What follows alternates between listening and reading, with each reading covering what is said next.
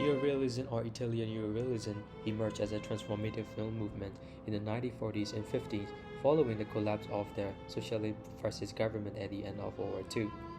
Critics bestowed this label and put a group of Italian filmmakers, including Vittorio De Sica, Roberto Rossellini, Luciano Visconti, and Cecilia Sabatini.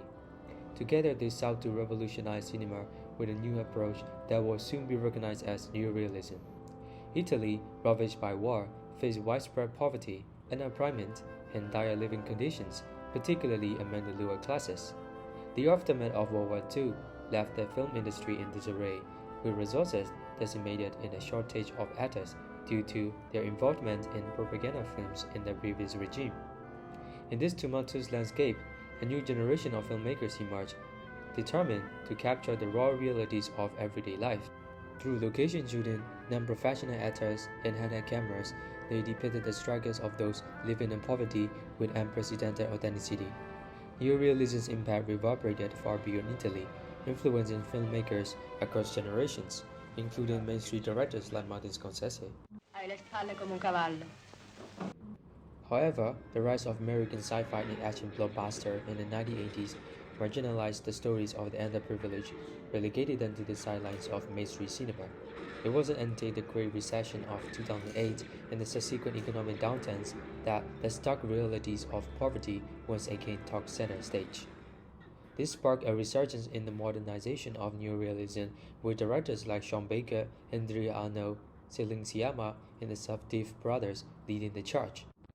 In this comparative study, I will delve into the relevance of neorealism in contemporary cinema through Vittorio De Sica, Spice Girl Thieves, 1948, and Sean Baker's Tangerine, 2015.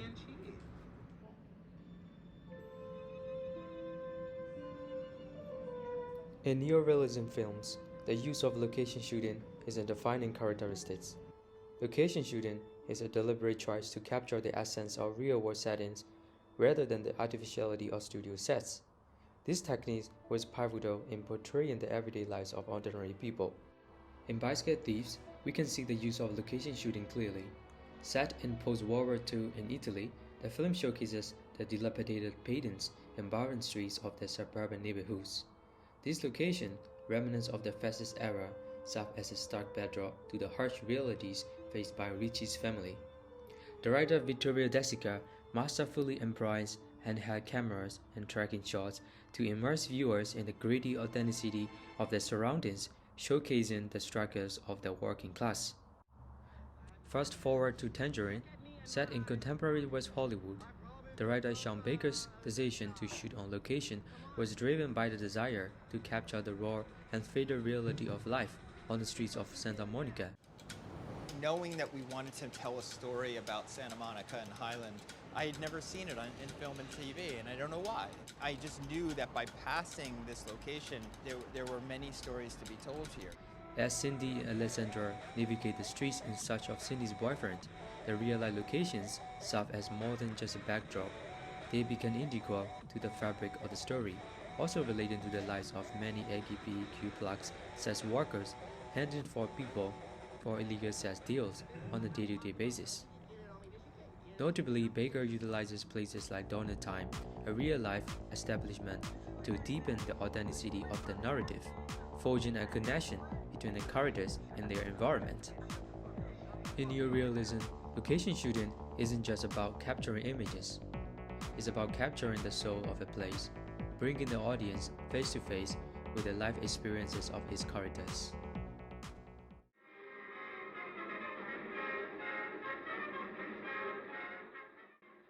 Neorealism films, born from the shadow of dictatorship and wars, emerge as powerful tools for social and cultural critique. Their canvas is the economic and social struggle of both individuals and the entire nation, a poignant reflection on the enduring legacy of turmoil. In Bicycle Thieves, the canvas is post-war Rome, a city grappling with the haunting echoes of scarcity. The absence of job opportunities, resources, and a just system weaves a tapestry of hardship. Ricci's quest for employment as a posterman paints a stark picture. Hundreds vie for a chance. He, the luckiest, yet unable to afford the most basic necessity, a bicycle. Reaching his wife's sacrifice for a linen bed sheet for a chance at employment becomes a visual symbol of desperation. Ricci's stolen bicycle in the bustling streets of Rome also mirrors the pervasive vulnerability. Although the thief's identity was discovered, it only deepens the moral dilemma, highlighting how poverty can erode society values. In Tangerine, we witness a parallel narrative, one that unfolds amid the vulnerable lives of LGBTQ sex workers. The scenes with Alexandra striking these reveal a harsh reality. Their work is easily exploited, and they become victims of humiliation and exploitation. The absence of law enforcement and systemic support exacerbate their vulnerability. Sean Baker uses the distressing event involving the Armenian driver solving two drunk clients as a stark reminder of the challenges faced by lower class. These moments, disturbing yet authentic, bring the struggles of the driver regime vividly to life. Baker's documentary-style filmmaking, shoot entirely on iPhone 5S, immerses us in the authenticity of Tangerine. It captures the raw essence of Cindy and Alessandra's lives, providing viewer with an unfiltered glimpse into their world. Through the lens of bicycle thieves in Tangerine, we confront the harsh realities of poverty, exploitation, and moral dilemmas. This film transcends mere storytelling, becoming mirrors reflecting the societal wounds that persist long after the conflicts have ceased.